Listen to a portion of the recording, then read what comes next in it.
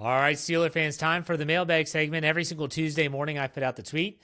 All you have to do is find me on social media at jhartman, HARTMAN_PIT. I answer the questions as you provide them. Just have to respond to the tweet. You don't have to follow me or anything like that. Every Tuesday morning, we do this. So let's start off with our buddy from up north, Jeff Coons. He said, greetings from Not Matt, Canada. A broad general question today. Can a dominant defense carry an inconsistent offense in the modern NFL? Most teams try to outscore their opponent, and the defense is a nice to have. The Steelers seem to be built in 2025 with the defense as their anchor. This has been the approach in the post-Ben Roethlisberger era. This team has so many new parts on the offensive side of the ball, they could take a while to gel. Now, I talked about that in the first half of the podcast when I answered the question, is the Steelers' defense that good or the offense that bad? And to be honest with you, I think that having a legitimate threat of a defense, and I can say that you can have a defense that is a threat, could actually really help you win a lot of games. When you think about teams that have high-powered offenses in the National Football League, you could talk about the Cincinnati Bengals. You could talk about the Kansas City Chiefs.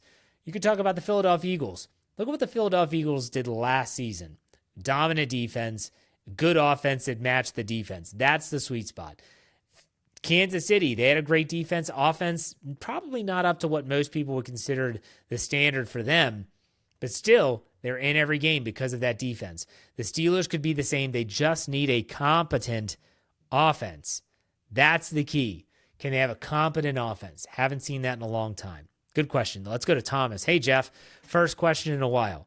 With the team having $32+ million in cap space still available, and the team most likely taking 10 of that into the season, do you see another big move happening before the season starts, or do you see the team sitting on the money for injuries?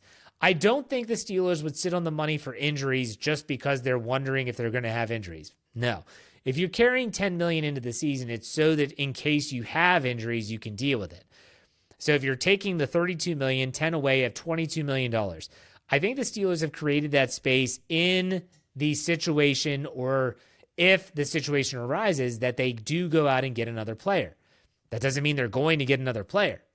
It means that if all of a sudden a trade happens and they have to pick up a player's salary, do they have the money? And if they don't make that trade, if they don't get that deal done, then they can just roll it over to next year and have more cap space in 2025.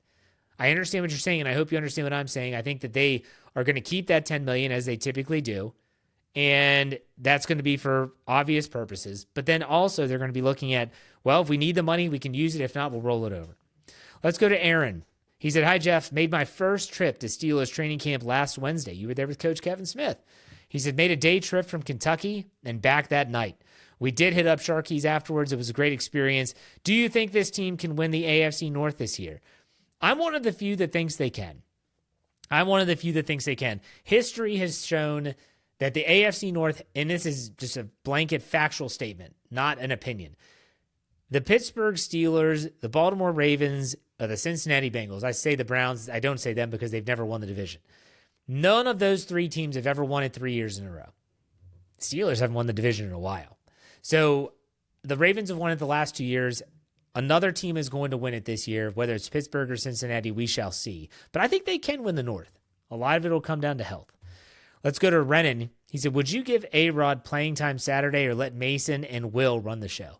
If I'm going to see Aaron Rodgers, it's going to be for a series or maybe a drive. Like if he goes out there, you're like, okay, if we'll see how the series goes. If they go out there and go 3 and out, all right, you're done. Just go sit down. We'll let someone else do it. But if you're like, look, if the drive's going, go. Make some plays. See, get your sea legs back underneath you, so to speak. But I could also see Mike Tomlin saying that they're not going to play him at all. If I was a betting man, I would say Aaron Rodgers does not play on Saturday night. All right, let's go to Lumberzack94. He said lots of variables with this one. But, Jeff, would you be open to the team signing a pass rush coordinator? I keep thinking about how the Ratbirds brought a coach out of retirement, and their secondary then started to thrive. Is it too much to at least ask Coach Butts if he'd be open to it? He's talking about Keith Butler. They do have a pass rush coordinator. I think that's Denzel Martin, who's their outside linebacker coach. I don't know how they structure those things from a coaching staff perspective. I don't know if he works with Carl Dunbar in the defensive front and they work on those things together. It has not been the same since Keith Butler did step down as defensive coordinator. I don't know if they would even be, if the Steelers would want Keith Butler back. We'll see. But I would be okay with it because when they had Keith Butler, they knew how to draw up defensive pressures for sure. All right, let's go to Tendercat. He has two. Jeff, if by some fantasy world the con artist landed Micah Parsons, would this be the best defense they ever had, or at least very close? I know it's unlikely due to Highsmith, but just curious. So if they were to trade for Micah Parsons, because they would have to trade, remember, they'd probably have to give up a player. So they'd probably have to give up an Alex Highsmith type player if they were going to get that, and probably a first or second round draft pick on top of that. But in a fantasy world, would it be the best defense they've ever had? Well, in my opinion, I wasn't alive for the 70s Steel Curtain defense, which everyone says was the greatest ever. For me, it's the early 2000s defense. That was the greatest ever. And they had some talent on every level. And I think that they would be really close to that. But again, we're just talking about on paper, and we're living in that fantasy world. So I don't want to go too far down that road. Tendercat also says, I'm also getting ready to move states with my family. Since you did the same thing, would you have any advice to give me? It's nerve-wracking, but also exciting at the same time. Unfortunately, it will not be Pittsburgh. However, I will no longer have to drive 11 hours to games. So I have to be honest. Did I leave the state of West Virginia? I did. I now live in Maryland. Did I move my family? I didn't.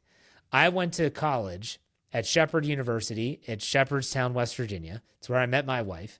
She lives in the town where she grew up in the town where we currently live. And so when I got a job as a teacher, it was closer to where she was from. And so that's why we just kind of set our roots there. So my family has always been in Maryland. My kids were born here. They've been raised here. So unfortunately, I don't know what it's like to move a family across states. But I will say, when you do move to a new area, and I had to experience this myself individually, just try to take in everything that the area has to offer and just get involved. Do some fun stuff. I remember I played adult league softball. I got involved with that. I played adult league flag football. Have yourself a grand old time. All right, let's go to Tom Cook.